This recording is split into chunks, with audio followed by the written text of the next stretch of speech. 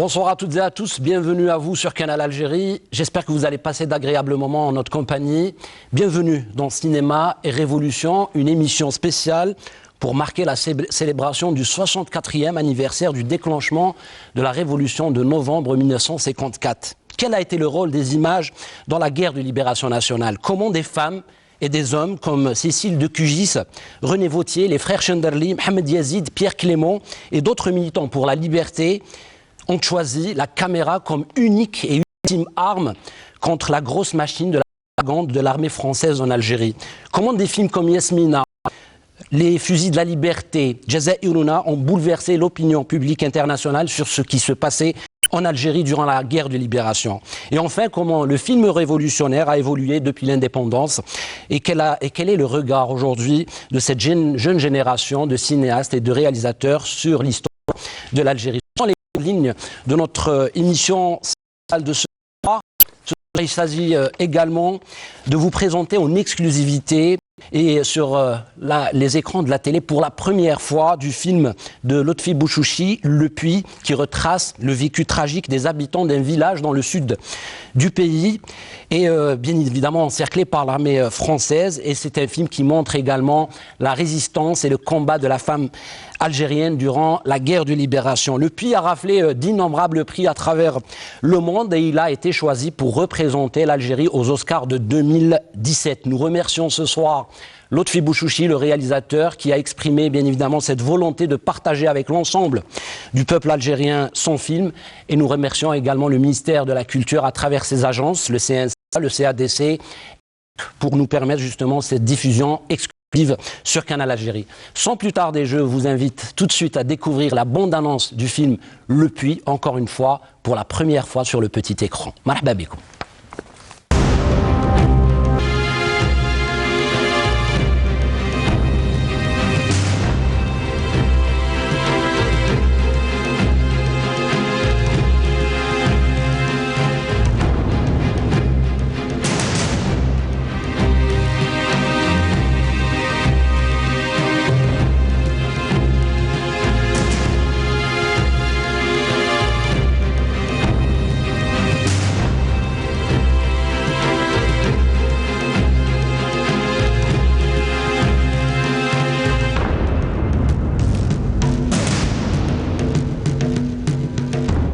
Et vous allez devoir rester avec nous pour voir et découvrir Le Puy dans son intégralité, 1h36 d'émotion, d'histoire et puis de combat et de sacrifice pour la liberté de l'Algérie.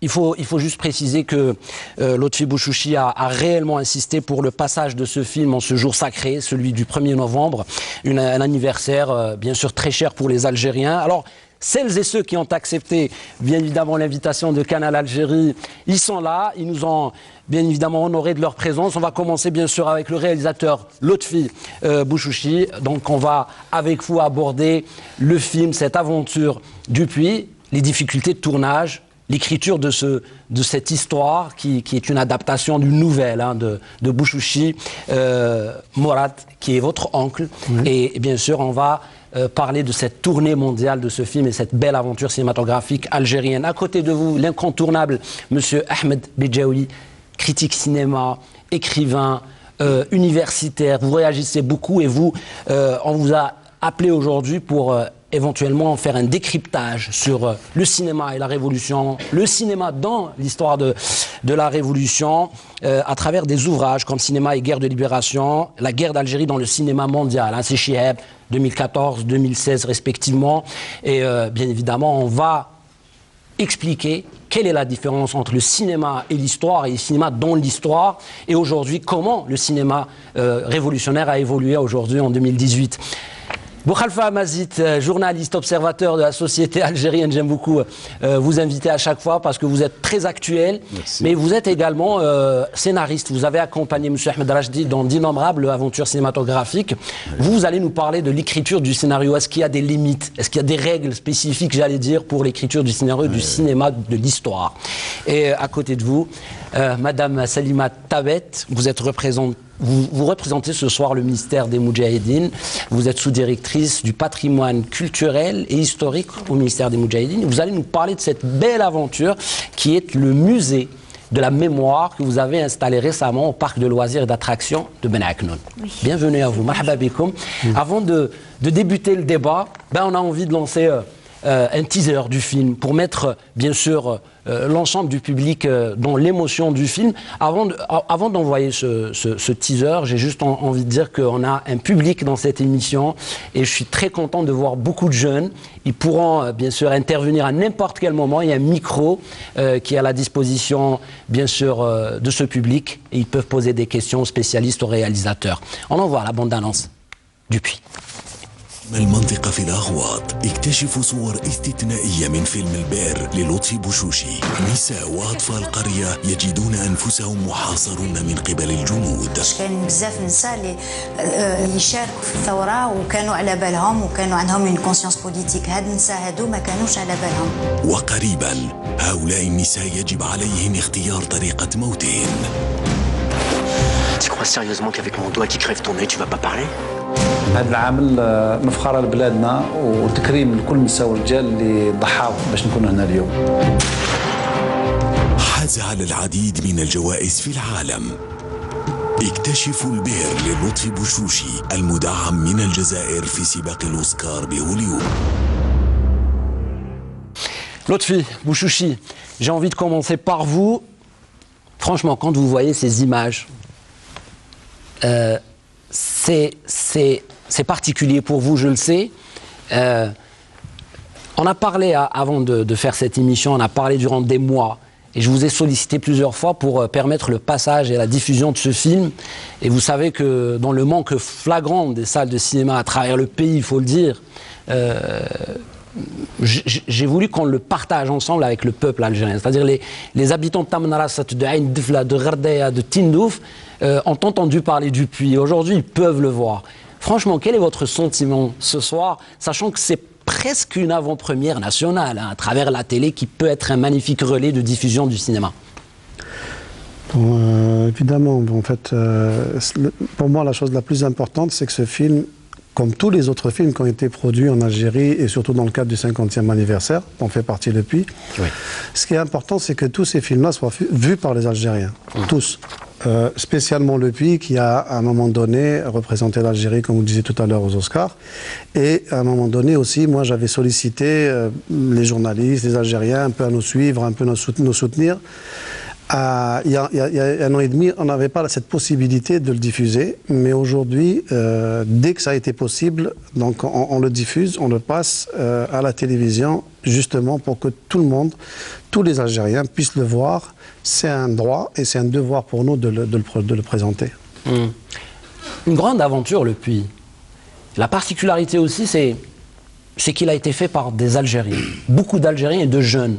Vous avez appelé pratiquement tous les jeunes avant cette émission pour leur dire ce soir on va passer le puits, appelez vos amis, dites à tous les comédiens, à tous celles et ceux qui ont participé dans cette aventure que finalement ils peuvent partager ce film avec l'ensemble du peuple algérien. Que représente réellement Le Puits dans votre carrière cinématographique? Et je sais que vous l'avez dédié à votre regretté cher papa Youssef Bouchouchi. Non, à l'époque, quand le film est sorti, oui. Je l'avais dédié à ma maman qui était décédée. Mon père était encore en vie, il est décédé l'an dernier. Oui. Mais en fait, pour moi, le Puits est un travail d'Algériens et de jeunes Algériens. C'est-à-dire que la plupart des gens qui ont travaillé dessus, à commencer par son scénariste Mohamed Yassine Belhadj, avaient moins de 30 ans quand on a écrit, quand il a écrit et quand on a tourné ce film. Tous les techniciens avaient la trentaine. Et c'était 50 ans après l'indépendance. Justement, c'est dans le cadre du 50e anniversaire de l'indépendance. Ce qui est intéressant et très important, c'est qu'on a eu ce recul nécessaire que n'ont pas eu nos aînés.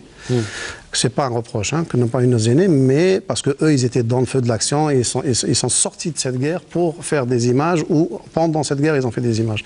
Pour certains d'entre eux, ils ont fait les deux.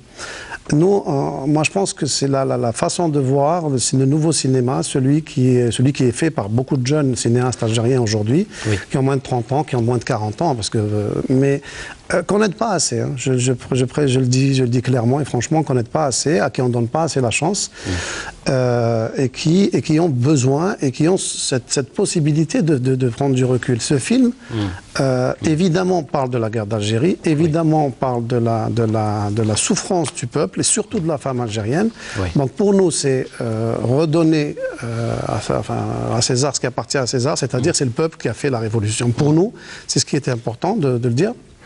Mais après, les jeunes qui ont travaillé dans ce film ont eu cette possibilité de faire quelque chose de nouveau. Et je pense que c'est un travail collectif qui ne m'appartient pas à moi tout seul. Il y a toute une équipe. À la cinématographie algérienne, et c'est un film qui vient s'ajouter à cette magnifique liste de films algériens. Je rappelle juste que M. Zoher Bouzar, qui est comédien, il est parmi le public. Bonsoir. Bien sûr, tout à l'heure, on vous écoutera. Vous allez nous parler de cette aventure avec Lotfi Bouchouchi. Merci. À côté de vous, Monsieur Ahmed Bedjaoui, vous vous connaissez très très bien et vous avez partagé une magnifique aventure, j'allais dire anecdotique, en Égypte. Je ne sais pas si vous me percevez tous les deux, là où Lotfi Bouchouchi, M. Bokhalfa Amazit était obligé d'imprimer des affiches numériques dans un quartier populaire en Égypte, et ce n'était pas possible. Il n'a même pas retrouvé son film dans le catalogue du festival à l'époque. Il y a M. Bedjaoui, il défend le puits, et c'est pratiquement grâce à ce concours, à cette conjugaison d'efforts que vous avez raflé tous les prix en Égypte. Je vais donner bien sûr la parole à M. Bedjaoui, parce que j'ai envie de le faire réagir. Non, bien sûr. Évidemment, le film a raflé des prix parce que c'est le film, et le mérite revient au film. Simplement, dans cette salle, j'ai senti à un moment donné, j'étais spectateur, j'ai laissé le débat se dérouler, je ne voulais pas intervenir, mais j'ai senti qu'il y avait un déficit de compréhension de la situation, du contexte, parce que c'est un film extrêmement moderne, extrêmement universel, et il y avait une pesanteur orientale qui s'interposait dans la compréhension, dans quelque sorte. Donc j'ai fait une analyse. C'est un film qui se rapproche beaucoup plus de la tragédie grecque, du huis clos sartrien, etc. Ce sont des références qui ne sont pas évidentes. Donc, j'ai pas raconté le film comme ça, mais j'ai raconté ce que représentait le film en termes simples, en arabe, compréhensible pour les Égyptiens, etc. Et j'ai senti à un moment donné que la salle basculait. Il y avait les gens du jury à l'intérieur de la salle. Que tout d'un coup, ils découvraient des choses qu'ils n'avaient pas vues ou qu'ils avaient mal vues. Et que j'aime pas le mot décryptage, j'aime simplement le mot connaissance et amour. Oui. L'amour, c'est la connaissance et inversement. Si vous connaissez, vous aimez. Et si vous ignorez, vous détestez. N'est-ce pas ? Voilà. Donc, à un moment donné, il y a eu un élan d'amour. J'ai contribué mais par ma sincérité, par mon amour du film aussi, par cette adhésion, à déclencher quelque chose et à rendre accessibles des codes qui sont peut-être un peu éloignés de cette région. On était à Alexandrie. Et bon, c'est vrai que ça jouait peut-être un petit rôle, mais le film en lui-même, il fallait simplement leur donner l'ampleur du contenu du film, de sa valeur et de ce qu'il représentait pour le monde arabe en entier, pour l'être arabe, pour notre imaginaire et pour cette vision nouvelle qu'on a de la Révolution. Au-delà, bien sûr, de la mise en scène, du jeu d'acteur, oui, tout ça, on a expliqué qui a interprété pourquoi, parce que je suppose que dans les normes, dans les codes orientaux, Nadia Kassi n'aurait jamais joué de cette manière. Oui. Donc il fallait expliquer aussi pourquoi elle était dans une espèce de grille de travail qui était plus proche du théâtre grec, de Sophocle, de gens comme ça, que de l'emphase orientale. Donc, mais ça c'est bien chez eux, c'est très bien. Des fois, d'ailleurs, on le retrouve ici, dans des films comme La Nuit a peur du soleil, ou des trucs comme ça. On a des codes aussi orientaux dans certains de nos films. Il y a pas. Mais par contre, ce film-là obéit à d'autres règles. Donc, mais à partir du moment où les gens le comprennent, ils font la distinction et ils adhèrent. Et j'ai eu la même expérience à San Francisco, où j'ai présenté le film. Et là, la salle qui était remplie, c'était la première salle construite dans le monde. Hein, c'était je crois le Rialto de San Francisco. Les gens tout de suite adhéraient, tout de suite, parce que c'était vraiment des codes très occidentaux, très modernes, et puis il y avait beaucoup d'universitaires, etc.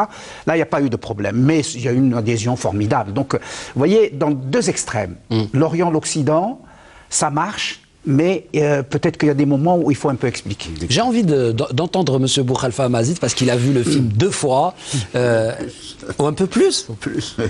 Oui, je crois qu'il est même parti à Ouagadougou. Oui. Est-ce que vous voulez réagir par rapport à ce que vient de dire M. Bedjaoui? Je pense qu'il a bien cerné les choses. En un mot, je dirais, c'est l'universalité du film, des propos et de la façon de le faire. Oui. La grammaire cinématographique universelle qui a payé, quoi. C'est-à-dire qui a pris. Et l'exemple de donner l'Orient et l'Occident, c'était le plus bel exemple. Donc, je crois qu'avec ce film, nous sommes passés à la 3e phase des films qui relatent l'histoire de la guerre de libération nationale. Il y a eu la première phase, la toute première phase, qui avait été animée dans les maquis ou à la frontière, ou aux frontières, avec Vautier, que vous avez cité, Chandarli, avec Clément, etc. C'était des films militants, qui militaient pour... Par la suite, nous sommes passés aux films de guerre. Les connaissances historiques, le recul historique ne permettait pas une analyse de ce qui s'est passé, etc. Et avec ce film, nous passons à des films sur la guerre. Ce sont ce n'est pas la guerre qui est le personnage principal, c'est la société algérienne qui subissait la guerre. Ce film est le premier, je pense, qui illustre parfaitement, vraiment parfaitement. C'est un film qui est en phase, en réalité, qui arrive comme une chose tout à fait normale, pour la phase qui va venir. La guerre de libération nationale est la source de toute la légende nationale. C'est la source de toute chose, parce que c'est un moment privilégié, c'est un moment privilégier un segment de l'histoire qui est encore présent 60 ans, 64 ans après. On en parle encore. On retrouve ça dans la mémoire des écrivains, on retrouve ça dans la poésie, on retrouve ça dans toute activité culturelle. Il y a toujours ce champ référentiel, qu'on le veut ou qu'on ne le veut pas. Et je crois que ce film s'inscrit exactement, c'est-à-dire que le cinéma est en phase, en fait, avec l'évolution générale de la culture. C'est très difficile, il faut dire aussi une chose, c'est que c'est très très difficile de faire des films sur la guerre et de ne pas être tenté par faire des films de guerre. Parce que c'est plus facile de faire des films de guerre. On en parlera. Madame Salima Tabet, vous représentez ce soir le ministère des Moudjahidines. Je sais que vous n'avez pas vu le film, vous allez le découvrir ce soir. Est-ce que vous avez entendu parler du puits, justement, de Lotfi Bouchouchi? Bien sûr, tout d'abord, je voudrais saluer les invités et vous saluer vous-même. Merci. Et je voudrais préciser quelque chose, c'est que le ministère des Moudjahidines, ces derniers temps, est en train de s'appuyer sur le côté cinéma et film pour arriver à transmettre un message clair qui est de vulgariser l'histoire et de la faire connaître, surtout à cette génération, qu'on va en fin de compte arriver à une génération qui ne va pas connaître le Moudjahid, qui ne va pas connaître beaucoup de valeurs que peut-être notre génération a connues. Donc on est en face d'une mission très très difficile que le ministère essaye de la relever. Et maintenant, l'audiovisuel, les films, les reportages, tout ça... Les documentaires aussi, c'est important. Oui, les documentaires beaucoup plus, rentrent dans cet enjeu très important que le ministère veut réaliser. Le film, bon, j'ai vu un peu l'extrait de ce film, il m'a paru, c'est une époque, c'est une réalité que le peuple algérien a menée contre le colonialisme, et c'est le point le plus important de le faire. Parce qu'on veut montrer à ces jeunes d'ailleurs, le décor, la façon de parler, la façon de...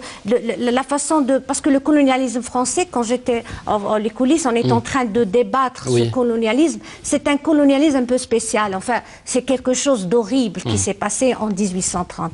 C'est-à-dire, c'est tout simplement un colonialisme qui est venu dire vous n'existez pas. Voilà, vous n'existez pas.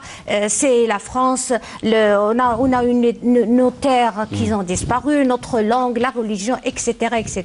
Donc ces valeurs-là, qu'on veut bien les retrouver, les faire connaître à travers les différents ouvrages cinématographiques. Vous me tendez la perche parce que là, vous précédez un peu mon idée parce que je voulais dire, je voulais poser la question à M. Bedjaoui, bien sûr à Amazit, même pour l'autre fille. Quelle est selon vous l'importance du cinéma dans l'élaboration du récit national? Parce qu'elle parle justement de véracité, elle parle d'histoire, d'un vécu. Aujourd'hui, le cinéma, il se placerait où dans cette retranscription, dans l'écriture, la retranscription de l'histoire? Vous savez, c'est un débat quand même compliqué, c'est pas simple, hein, le débat entre cinéaste et histoire. Le cinéma est un art de masse, donc c'est celui parmi les autres, plus que la littérature, qui va toucher le plus le monde, et donc on le place définitivement en face à face avec l'histoire. Contrairement à la peinture, ou quoi, on ne va pas dire comment Issi Akhem a peint la Révolution, mais on va dire comment il a peint la Révolution dans le film de Zinette, dans Tahia Dido. C'est des références cinématographiques, parce que ça touche... Voilà, par exemple, le film de ce soir, Le Puits, il va toucher des millions et des millions de téléspectateurs. Jamais, quel que soit le nombre de salles, et encore il n'y a pas de salles, mais même si elles existaient, jamais il n'y aurait un tel record d'affluence et de spectateurs qui verraient ce film. Donc tout d'un coup, c'est une opération et c'est une manifestation de masse. Et là, on se pose la question de comment se positionner par rapport à l'histoire. Alors, vous avez parlé de récit national, il n'y a pas que le récit national, il y a le roman national. Le récit national, c'est comment lui raconte son récit par rapport à sa vision de l'histoire, sa sensibilité, son âge, et de quelqu'un qui n'a pas vécu la Révolution. Parce que le cinéma algérien, dans les années 60, 70 et jusqu'à 80, ce sont des gens qui racontaient leur propre vécu. C'est en fait des témoins de l'histoire. Ils ont témoigné, comme par exemple Patrouille à l'Est ou même L'Opium et le Bâton, qui est le récit de Mamri. C'est vraiment le vécu. Donc, maintenant, ce sont des gens qui ne peuvent pas parler de vécu. Ils peuvent parler simplement de leur vision de ce que représente la guerre de libération dans l'établissement de leur algérienneté, de leur identité, de leur enracinement et de leur vision, de leur présence dans le monde. Absolument. Après, il y a un roman national. On a besoin de héros, on a besoin de symboles, on a besoin de fiction, on a besoin de se rassurer. Et là, à ce moment-là, chacun intervient comme il veut. Donc, ce sont des choses très différentes. Après, dire que le cinéma écrit l'histoire, je crois que c'est un grand malentendu. Un grand malentendu, tragique malentendu, je dirais même, parce que c'est pas son rôle. Le rôle écrire l'histoire est une mission, dévolue aux historiens. Le cinéaste témoigne avec sa sensibilité d'une page qui est reliée à l'histoire. Mais au niveau de l'impact, vous allez avoir des millions de gens qui vont voir ça et quelques milliers qui vont lire l'historien. Donc c'est le pot de terre contre le pot de fer. À ce moment-là, il faut simplement garder un peu d'humilité chez les cinéastes et se dire, moi j'ai raconté mon histoire, quelqu'un d'autre peut avoir un autre point de vue. Justement, vous citez... Le cinéma n'est pas la réalité, c'est un regard sur la réalité. Exactement. Ce n'est pas la réalité. C'est-à-dire que vous voyez la réalité d'une façon. Vous savez, les tournesols ont été peints par une multitude de peintres, mais chacun voit les tournesols à sa manière. C'est pourtant des tournesols, un tournesol ou un bouquet de tournesols. Ce n'est qu'une simple représentation, une vision de Messieurs, vous avez bien fait d'aborder ça parce que, je ne sais pas si vous vous rappelez, à un moment donné, en Algérie, il y a eu une sortie d'un film, L'Orané, d'Olias Salem, et là, tout le monde a été surpris parce que voilà, en sortant de la salle, certains disaient ouais, il y avait de la vulgarité dans le film, d'autres ah oui, c'est la première fois on voit des moudjahidines dans des terrasses, voire même prendre des pots dans des bistrots, etc. Qu'est-ce que c'est que cette image que vous nous renvoyez de nos moudjahidines? J'ai envie de dire aujourd'hui, vous qui êtes spécialiste dans le domaine, quelle est la limite selon vous? Est-ce qu'il y a une limite établie? Est-ce qu'il y a une sorte de manière, de règle voilà, posée comme ça? Voilà, on va faire le film de guerre, soit c'est les... Oui, je m'adresse un peu comme ça, M. Boudjaoui me dit retourne-toi un petit peu vers ta gauche pour être en face Madame Tabet. Mais c'est vrai, est-ce qu'aujourd'hui, on est dans cette problématique liée, est-ce qu'on est condamné? Est-ce qu'on doit justement référer toujours à ce centre de recherche sur le mouvement national qui relève bien sûr de votre ministère? Alors, quel est votre avis sur cette question? Sans bien sûr, sans faire de polémique ou sans créer d'amalgame, hein, c'est juste une question qui se pose en 2018. Peut-être Bouchouchi, moi je dirais deux mots par rapport à ça. Vous qui avez travaillé sur un autre aspect, hein. Oui. Pour la première fois, peut-être on voit des femmes résistantes dans le sud algérien, avec une histoire un peu insolite, hein, encerclée par une compagnie française. Ça rejoint un peu la question de tout à l'heure. Pour moi, il y a une histoire, il y a l'histoire, pardon, oui. L'histoire elle-même qui est là, qu'il faut d'abord, avant d'écrire un scénario, il faut aller, surtout si on parle d'une période, la guerre sur la Révolution, il faut d'abord étudier cette période-là avant d'écrire son scénario. Donc tant qu'on n'a pas perverti l'histoire elle-même, je pense qu'on peut aller aussi loin que ça. Voilà. C'est un peu l'histoire des libertés des uns. Oui, peut-être une explication beaucoup plus... Toute l'histoire de l'humanité, dans toute l'histoire de l'humanité, il y a eu le conflit entre le sacré et le profane. Donc il y a un moment donné où on sacralise quelque chose outre mesure, alors que ça appartient au profane. Donc il faut séparer, je pense, les deux. Et nous avons des problèmes dans nos sociétés de faire la différence entre le sacré et le profane. Voilà, donc je pense que il n'y a pas... Et puis je vais vous raconter une chose sur, par exemple, le journalisme. Le journalisme est censé être la science de l'exactitude, n'est-ce pas?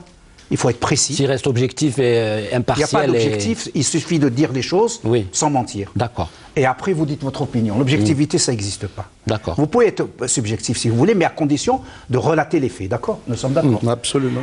Or, un rédacteur en chef américain, il va dire à un journaliste, « Tell me a story. Do you have a story ?» Est-ce que vous avez une histoire? Racontez. Il ne va pas dire fais-moi un papier, pamphlet ou là. Si tu n'as pas d'histoire, tu te casses. Oui. Or là, chez nous, non, on fait des commentaires, mais on n'a pas d'histoire à raconter. Alors, ce qui est vrai pour le journalisme d'investigation est valable pour encore plus valable pour le cinéma. Chacun a son histoire, il raconte son histoire. L'autre a... C'est pour ça qu'on se bloque sur les Mirab al-Qadr, par exemple. Pourquoi est-ce qu'il n'y aurait pas 4-5 films? Chacun donne son opinion. Alors, le fait qu'on se soit bloqué sur une idée presque... On l'a sacralisée. On l'a sacralisée, voilà. On est sorti du profane, on l'a sacralisée. Et une idée péremptoire de Abdelkader, tout le monde a... C'est comme l'entraîneur national, il y a autant d'entraîneurs que d'Algériens. Tout le monde a son idée sur l'équipe nationale. C'est la même chose sur Abdelkader. Si bien que ça a bloqué le processus et on ne laisse personne faire ce film parce que... Voilà, on ne comprend pas que c'est une vision de l'histoire et pas l'histoire elle-même.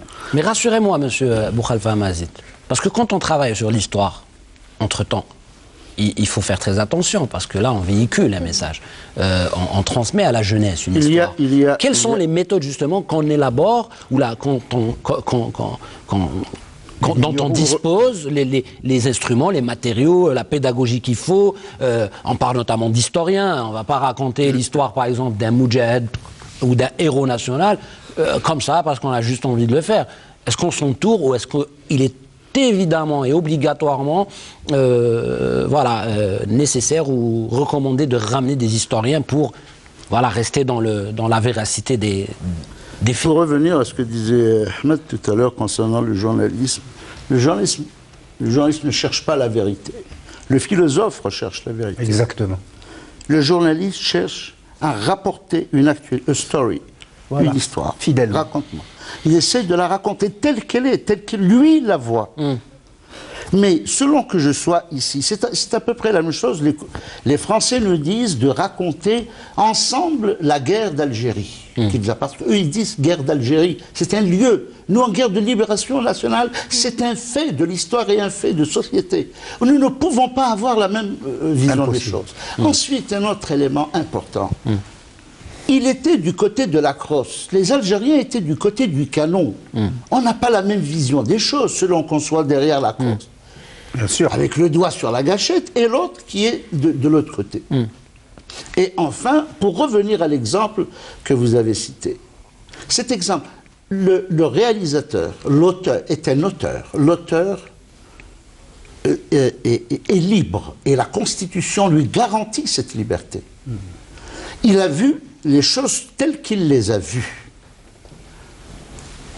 D'une part, le fait historique qu'il raconte, et ensuite, après l'indépendance, il les voit du côté moral. Ce n'est pas la même chose. La sacralisation du moudjahid. Ceci étant, rien, absolument rien dans les textes ne dit que le moudjahid est sacré. Le moudjahid est sacré dans le Saint-Coran, oui. Mais dans la proclamation du 1er novembre, d'ailleurs, la proclamation du 1er novembre est claire, ce n'est pas une guerre de religion. La preuve, il y a eu d'autres, des Algériens, d'autres confessions, d'autres origines aussi. D'autres origines, qui ont participé. Donc on s'entend bien sur cela. Maintenant, le réalisateur. Pour démontrer, pour assurer, garantir la bonne fin de sa vision de l'Algérie telle qu'après l'indépendance, il a eu besoin d'un certain nombre d'éléments. Vrai ou faux, c'est une fiction. D'accord. Une fiction.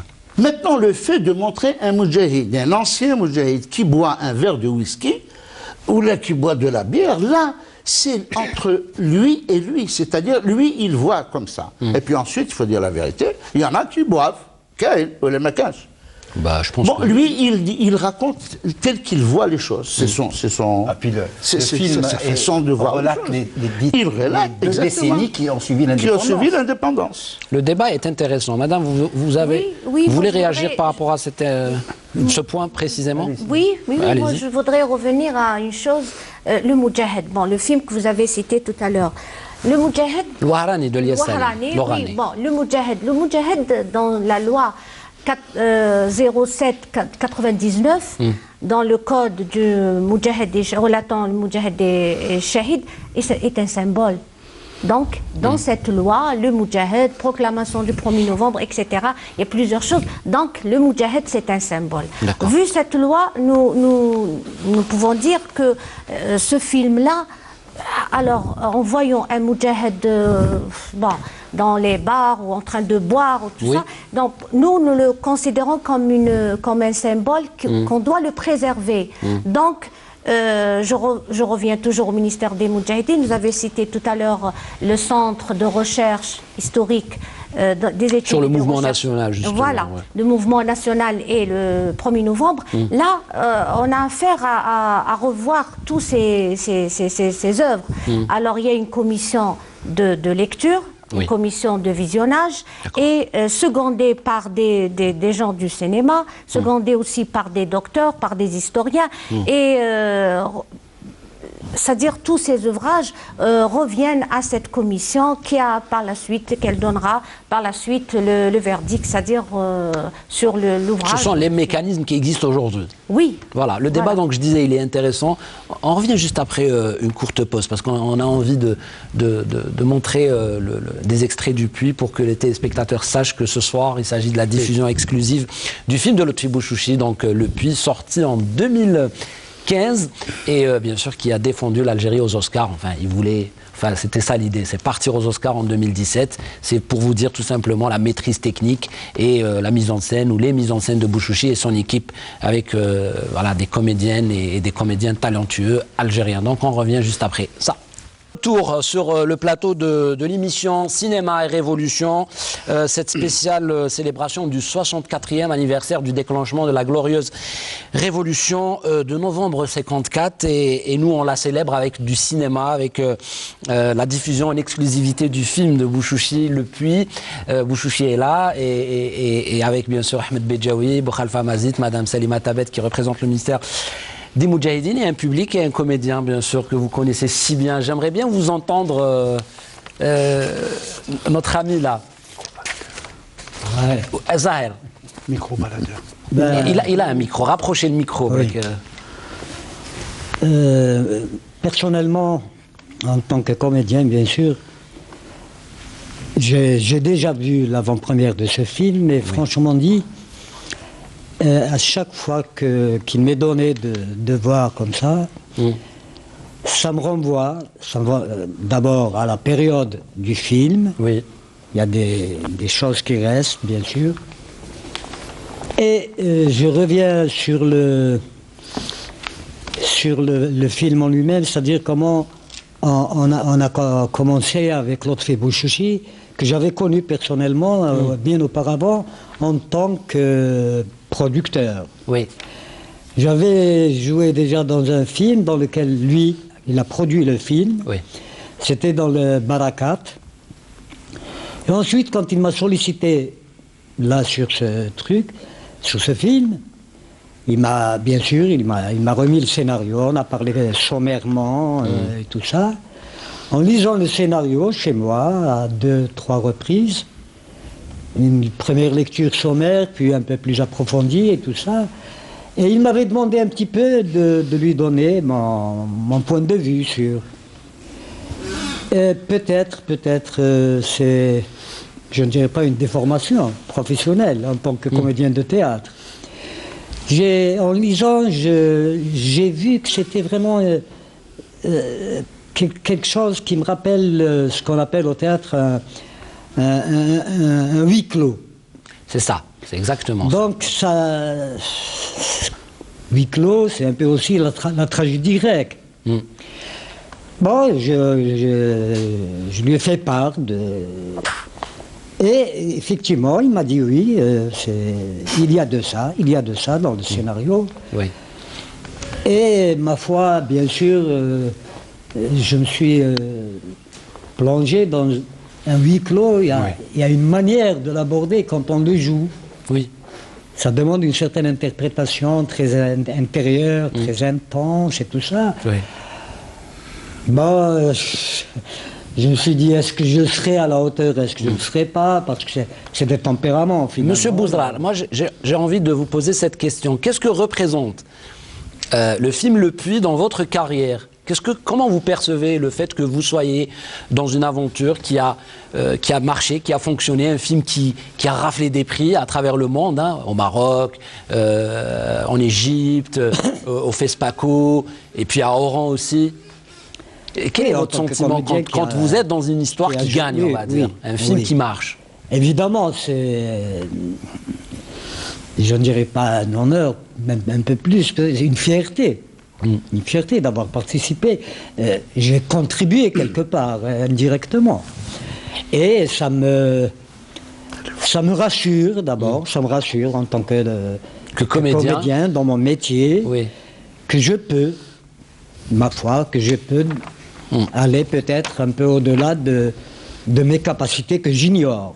Parce que nos capacités, il est vrai que elles sont peut-être en nous, innées quelque part, mais si elles ne sont pas exploitées, bien mises en scène par un réalisateur qui arrache de nous ce que nous avons, là on ne peut pas savoir aussi. Merci beaucoup, Monsieur Bouzrar Zoher, pour votre témoignage. Et puis, à travers votre présence, on salue bien sûr les efforts de Nadia Kassi qui a interprété le rôle majestueusement.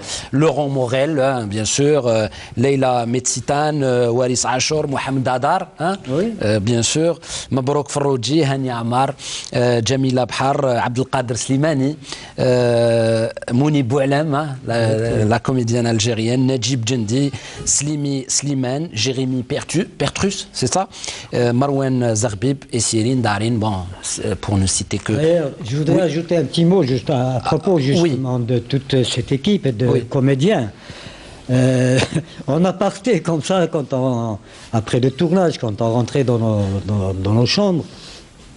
Mohamed Adar, qui était pratiquement à chaque soir, on se revoyait, puis il me dit est-ce que vraiment c'est bon ce qu'on a fait aujourd'hui? Ben oui, c'est l'anxiété du comédien, comme tout à l'heure nous a dit M. Amazit par rapport au trac et à cette... voilà, on veut toujours avoir fait l'essentiel et avoir confiance en soi pour faire le meilleur. À côté de vous, j'ai envie de faire intervenir l'autre fille des jeunes. Je ne sais pas si c'est possible de passer le micro à cette jeune demoiselle qui s'appelle Nour Berrah. Nour Berrah, bonsoir. Bonsoir. Vous avez vu le film déjà? Oui, je l'ai vu il y a quelques jours déjà. Et j'ai été vraiment frappée par deux scènes. Oui. La première, celle qu'on a diffusée, où on voit vraiment la femme au-delà de la mère, au-delà de l'instinct maternel qui l'habite, la Moudjahida. Peut-être qu'elle ne prend pas les armes, elle ne prend pas les armes comme les hommes, mais elle montre à sa manière son instinct patriote. Elle va jusqu'à livrer son fils à la mort. Oui. Voilà. Ouais.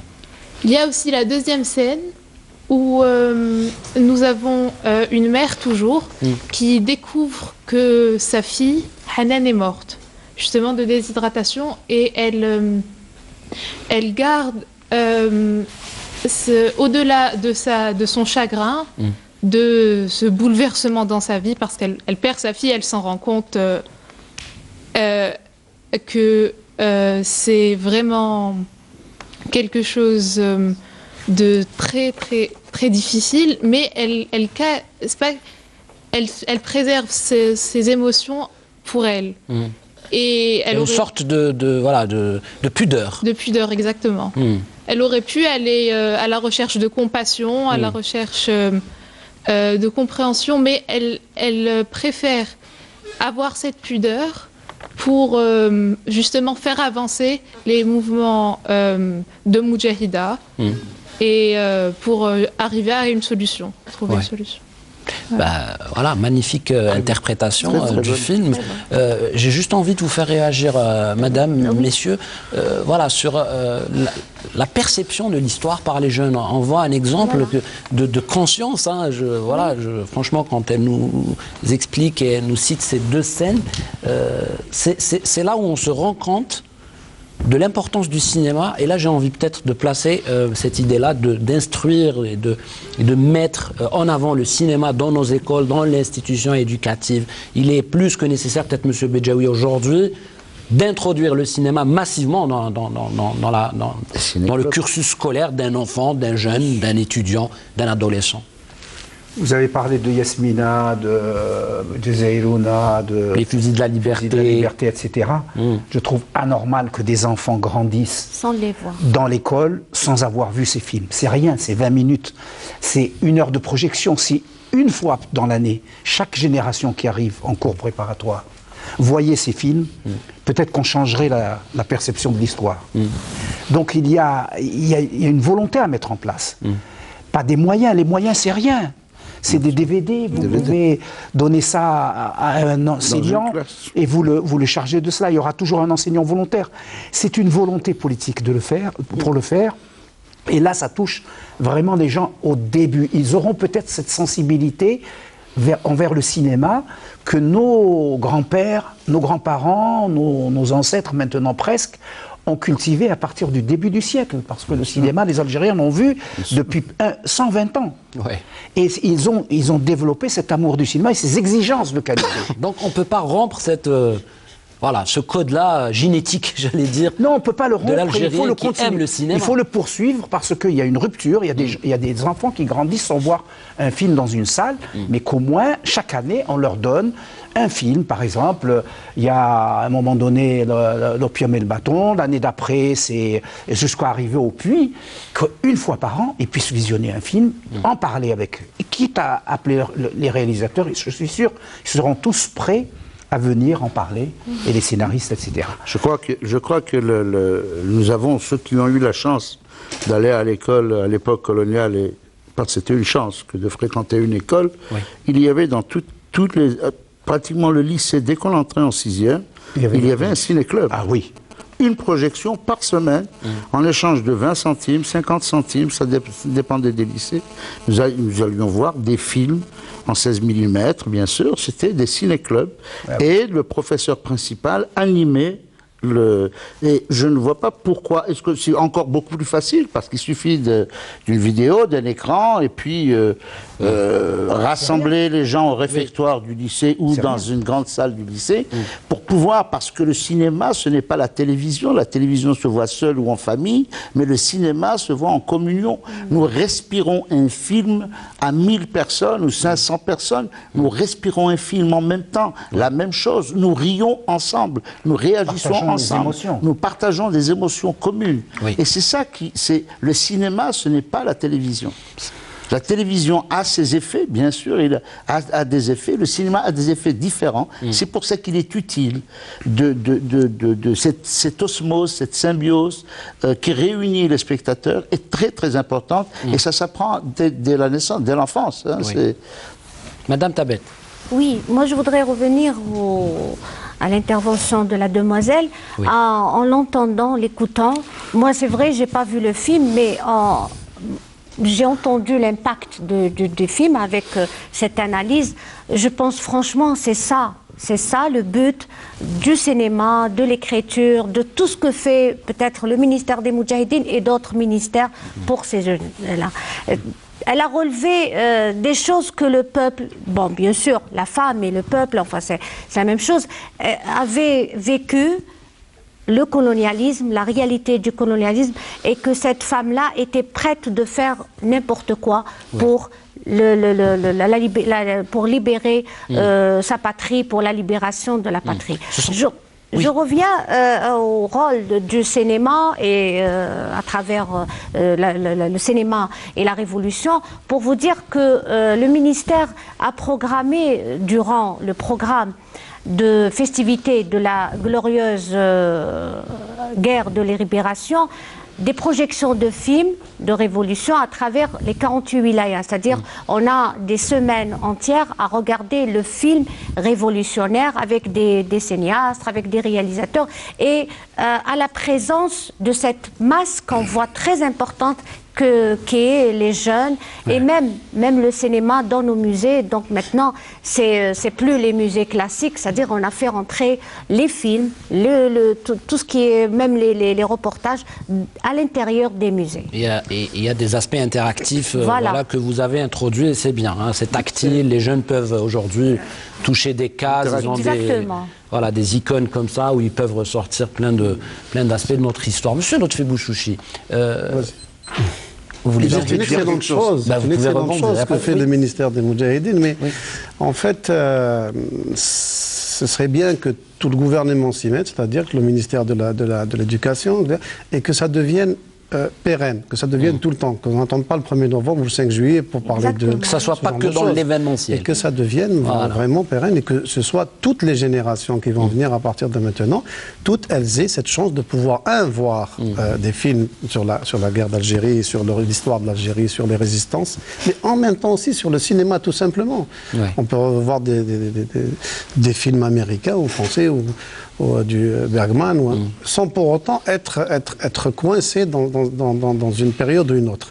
Les périodes qui font qu'en fait un anniversaire de l'indépendance ou déclenchement de la Révolution seront propices pour les films algériens et films de guerre, mais le cinéma doit être présent tout le temps sur l'éducation nationale pour nos enfants. J'ai envie de faire réagir un enfant qui est juste derrière vous. Vous lui passez le micro parce qu'il a envie d'intervenir. Bonsoir. Bonsoir. Alors, tout d'abord, je suis très heureux d'être là. C'est quoi votre prénom? Ayman Barrah. Ayman. Oui. Bonsoir. Alors, tout d'abord, je suis très heureux d'être là. Bah, nous aussi, on est heureux que vous soyez tous là. Nous sommes ici pour réagir à un film de M. Lotfi Bouchouchi ici présent. Oui. Et je pense que ce film nous fait passer un message très bref. On peut voir que la femme a un rôle très important dans la Révolution, qu'elle avait peut-être même plus de courage que certains hommes. Oui. Que durant ces 132 ans de colonisation, l'Algérie ne s'est pas laissée abattre. Et que même maintenant, des générations, même s'ils n'ont pas forcément vécu cette partie de l'histoire, elle a pu avoir un point de vue et savoir comment ça s'était passé. Oui. Eh ben, bravo pour cette lecture. Hein. Ça nous honore franchement et ça nous donne de l'espoir quand on voit comme ça des jeunes qui ont ce degré-là de conscience et de compréhension. Bravo pour votre intervention. Monsieur Bedjaoui, rapidement, on va envoyer un extrait. Juste sur ce thème de la femme, parce que les deux jeunes sont intervenus sur ce thème-là. Effectivement, bon, le personnage de Nadir Kassi ressemble beaucoup à Antigone, qui est de Sophocle. Oui. C'est vraiment la tragédie grecque. Il y a ça. Il y a aussi parce que Antigone, dans un moment de conflit intense qui implique son père, a un choix à faire. Or, la femme donne la vie, préserve la vie, et à un moment donné, elle offre la vie. Dans les moments de tension absolue. Et ça, c'est un thème qui est repris dans La mère de Donskoy, dont Pudovkin avait fait un film magnifique qui coupe le lien ombilical. Et ça, dans la guerre, on se souvient, nous, nos mères, quand on leur disait que leur fils avait été tué comme shahid, elles poussaient du miou. Il n'était pas convenable de pleurer ou de se lamenter parce qu'elles sont capables de donner la vie, elles sont capables de reprendre la vie et de consentir à offrir. C'est pour ça qu'elle pousse son enfant dans le couloir étroit qu'on a vu dans l'extrait. Elle lui dit vas-y parce que elle l'offre et il a commis quand même un péché originel. Ça aussi, c'est la tragédie grecque. Il faut se libérer de ce péché. Et ensuite, elle le rattrape lorsqu'elle voit qu'il tire vraiment. Donc, il y a cette... Et je voudrais dire une chose simplement que j'avais dite à Alexandrie, à un moment donné, et que j'avais entendu à la sortie de l'avant-première. Les gens qui murmuraient comme ça, vous savez, à la sortie d'une première, et toujours Manchar qui joue comme ça, et qui disait, c'est quoi ce village au milieu de n'importe où, de nulle part, in the middle of nowhere, qui n'a pas d'économie, qui n'a pas de ceci. Les gens, j'ai raconté aux Égyptiens qu'ils ne comprenaient pas non plus que pendant la guerre de libération, à partir de 59, 2 millions d'Algériens ont été enfermés. C'est ce huis clos, il n'est pas un huis clos artificiel, c'est un huis clos qui correspond à un fait historique grave. Le regroupement, 2 millions de gens encerclés par un barbelé, par des barbelés, et il y a eu un rapport de Michel Rocard pour l'ONU qui a dit que il disait que dans son rapport que 200 000, 10% des personnes sont mortes de chagrin et parce qu'ils n'avaient pas la liberté.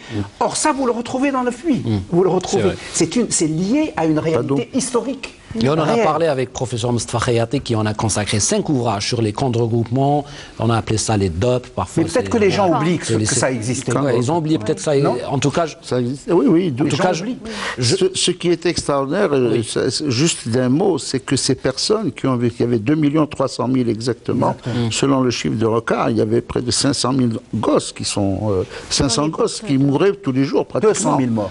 200 000 morts. Et ce qui est très important, c'est que ces camps, une fois que les gens sont sortis de ces camps, ils sont retournés chez eux. Ils refusaient d'en parler parce qu'ils y ont subi l'humiliation suprême. C'est-à-dire être privés de tout, être privés d'espace et des gens qui avaient droit de vie et de mort sur eux. Effectivement, c'est un épisode assez tragique que l'Algérie a vécu et la population algérienne. On a très peu écrit sur ça. Alors, justement, je mets les liens. Donc, il y a Moustapha Khayati, professeur Moustapha Khayati, qui a travaillé sur des archives du CICR, qui ont libéré des archives où il y a des photos du camp Moran, du camp à Ain Safara, là où il y a été justement notre ami Mohamed. Je signale qu'il y a 2 films qui viennent d'être faits là-dessus. Donc la parole se libère maintenant. Un de l'Olmi et un de Kello. Oui, Guelfi, c'est des camps de concentration, des camps de prisonniers, d'internement. Oui. Mais les camps de regroupement, c'est autre chose. C'est Saïd Olmi, justement, qui a fait un travail magnifique, qui est en train de tourner avec son film Les camps de regroupement. On envoie un extrait du film, bien sûr, de ce soir, Le Puits de Lotfi Bouchouchi, en exclusivité sur Canal Algérie. On revient juste après. جعل يكون عندهم الحرية تولي من تشدهم بوبيا يكمل على جاله الحاج راهم عيانين تاع الصح مانيش غادي نهضر بزاف بعدهم غير روحي حوسي عليهم برا خارج التشرة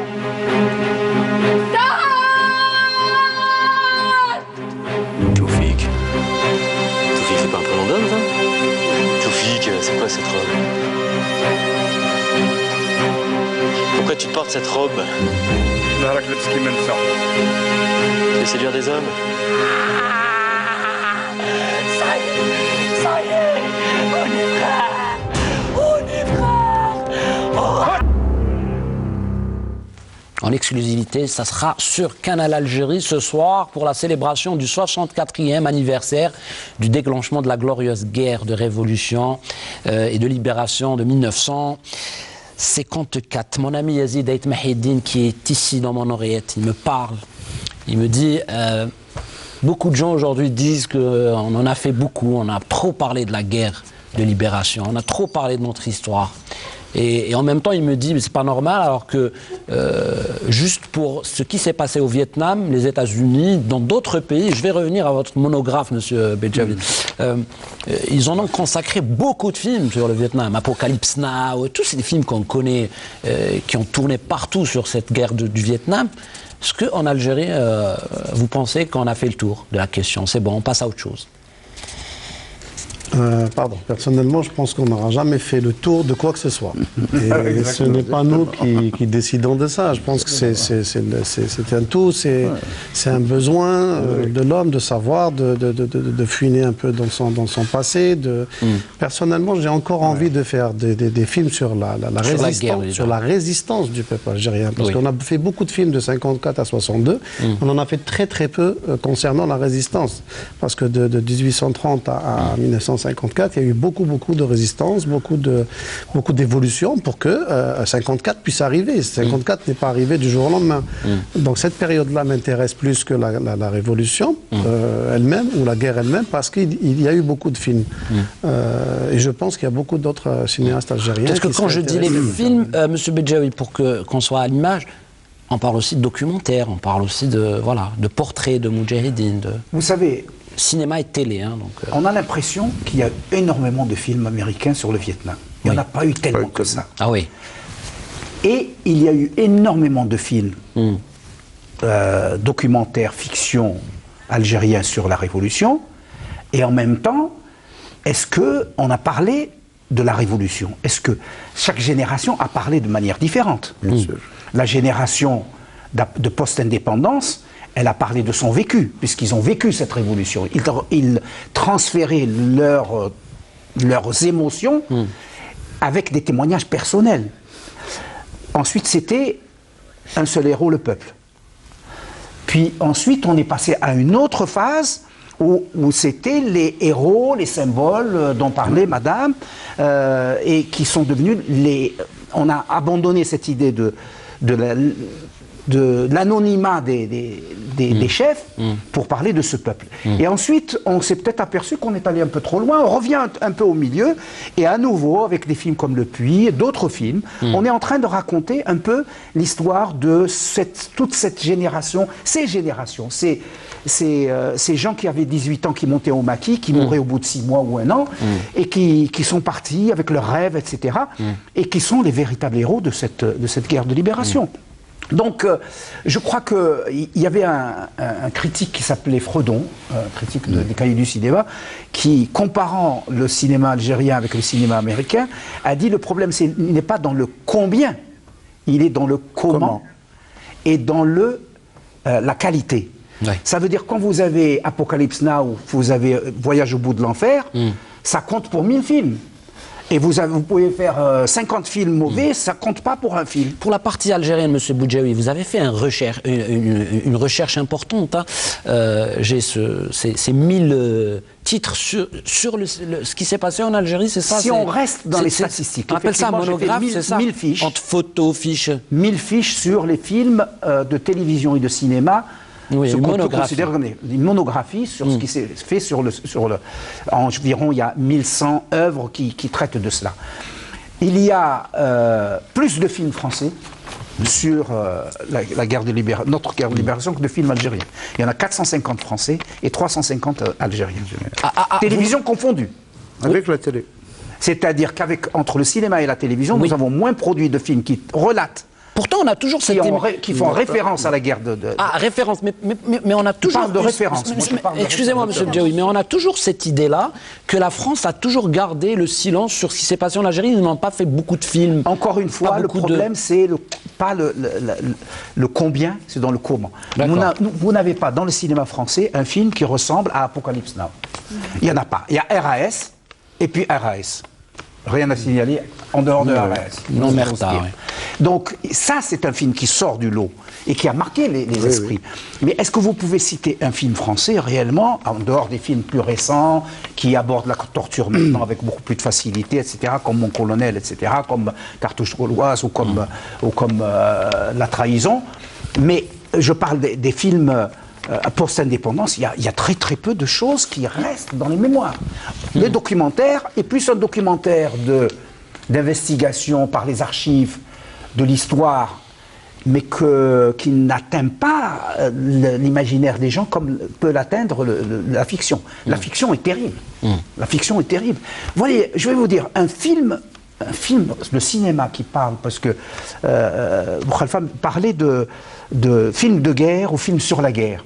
Un film de guerre, un film qui était proche des thèses des paras, qui est le film de Mark Robson, Les Centurions, qui est un vrai film de guerre. Alain Delon, Anthony Quinn. Qui est contre nos idées, mais dont on doit reconnaître que c'est un film qui a abordé la guerre avec le point de vue des paras. De l'autre côté. Vous voyez? Oui. Or là, la réplique, nous avons eu quand même quelques grands films qui restent d'ailleurs dans la mémoire des gens. C'est clair que L'Opium et le bâton, la chronique des années de Brest, la bataille d'Alger de Gilles Pontecorvo, Patrouille à l'Est reste. Quand vous interrogez des étudiants, qu'est-ce que vous avez vu? Qu'est-ce qui vous est resté? Ils vous citent ça. Oui. Mais il y a aussi Les Enfants de Novembre de Moussa Haddad, qui à mon avis est au-dessus du lot.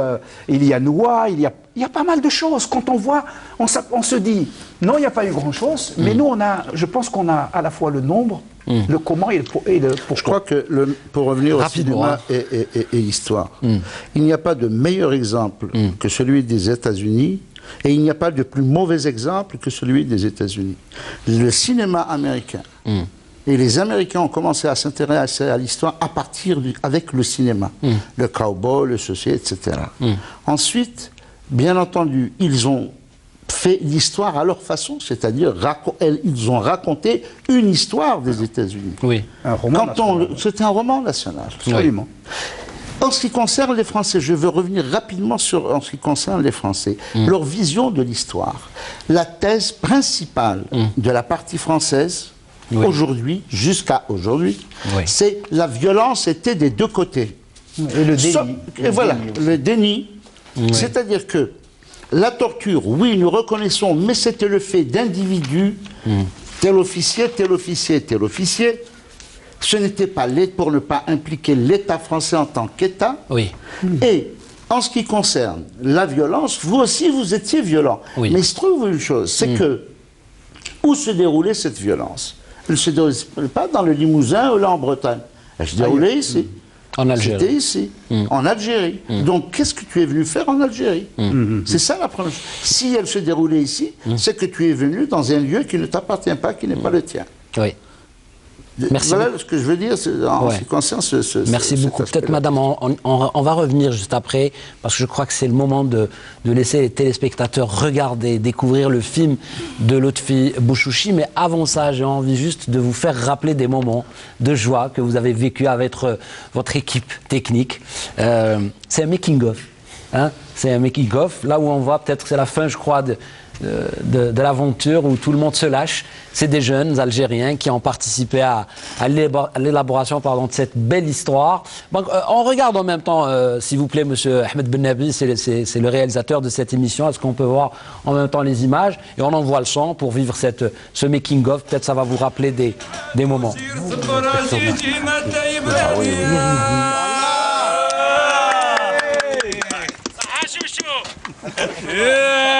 تشنين دي مغبان وانا تشنين دي مغبان انا تشنين دي مغبان دي ثمور ثاني وذان صبراجي شي ما تايبناني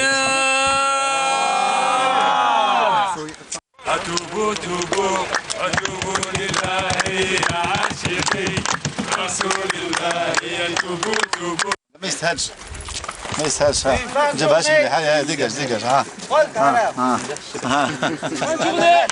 رسول الله يتوبوا توبوا اتوبوا لله يا عاشقي رسول الله يتوبوا توبوا اتوبوا لله يا عاشقي رسول الله يتوبوا توبوا اتوبوا لله يا عاشقي رسول الله يتوبوا توبوا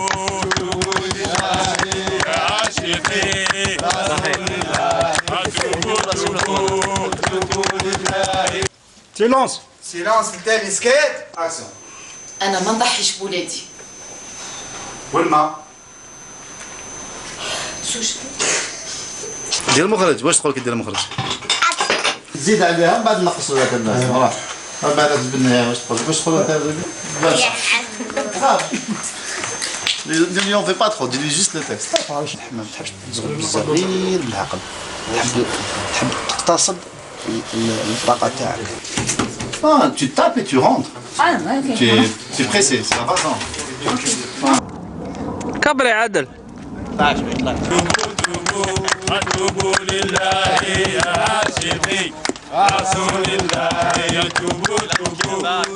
Et il y a monsieur Ahmed Djaoui qui nous dit qu'il ne fallait pas envoyer quand même le making-of, ça va démystifier un peu le film. Je répète le propos, c'est pas grave, c'est vrai. C'est vrai qu'on va lancer le film. Ça s'est passé entre L'Rouat et Biskra. Et Biskra. Donc on salue les habitants de ces deux wilayas qui vous ont peut-être soutenu et aidé à... Surtout le Rouat parce que toute la figuration était des associations qui activent à la Gouat et qui nous ont beaucoup aidés. Voilà. Merci beaucoup, messieurs. C'est l'heure de laisser nos téléspectateurs découvrir donc, le puits de Lotfi Bouchouchi. Il y a une petite deuxième partie, j'allais dire. Il y a le bonus, il y a la surprise de cette émission. Parce que ce soir, on va diffuser un autre film qui est très cher à tous les Algériens. Il s'appelle Les Enfants de Novembre, de Moussa Haddad. Bien sûr, avec Abdelkader Hamdi, Al Mouhib, notre ami Ahmed Ben Issa. C'est un chef-d'œuvre et c'est en noir et blanc. Ça nous rappelle aussi ces films-là. Donc, on le lancera en deuxième partie. Mohamed Mokhtar et voilà. Voilà. Voilà, tous ces noms-là, vous allez pouvoir les voir après la deuxième partie de l'émission. J'ai envie, avant de lancer le film, j'ai envie bien sûr de citer l'équipe qui a participé dans ce film, donc Yassine Mohamed Belhadj qui a écrit le scénario, Mouiz Chir qui a travaillé sur le son, musique de Cédric Perra, c'est ça? Oui. Perra. Le montage a été effectué par Noura Nefri. C'est une Tunisienne qui est ici en Algérie en ce moment pour des travaux, je crois, en Algérie. Puis Nadia Kassi, Laurent Morel, Zoher Bouzarar, Leila Metsitane et une pléiade de comédiens et de comédiennes algériennes. Cette émission a été conçu par le directeur de Canal Algérie, Mohamed Charmat, réalisé par Ahmed Bennabi, et puis à la rédaction, bien sûr, Yazid Ait Mahiddin, j'y arrive. Bon film sur Canal, à peu près dans 1h36. Au revoir.